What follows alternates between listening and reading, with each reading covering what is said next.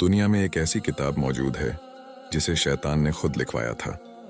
इस किताब का नाम कोडेक्स गिगास है, जिसे लोग द डेविल्स बाइबल यानी शैतान की बाइबल के नाम से भी जानते हैं।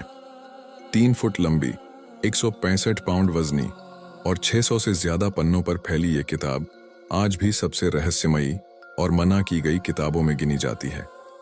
कहा जाता है कि ये पूरी किताब सिर्फ एक ही रात में लिखी गई थी, जब एक राहिब को उसके जुर्म की सजा में मौत सुनाई गई थी।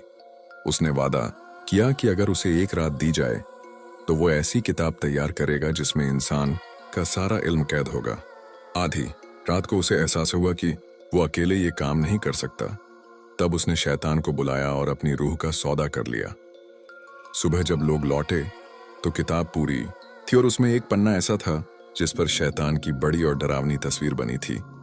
इस किताब में जादू टोने, अमलियात, जिन्नात निकालने के तरीके, बाइबल के दोनों हिस्से और शैतानी रस्में दर्ज हैं। सबसे खौफनाक बात यह है कि इसके कुछ पन्ने गायब हैं, जिनके बारे में कहा जाता है कि उनमें शैतानी भविष्यवाणियां लिखी थी। जहां भी ये किताब गई वहां या तो आग लग गई या वो जगह वीरान हो गई।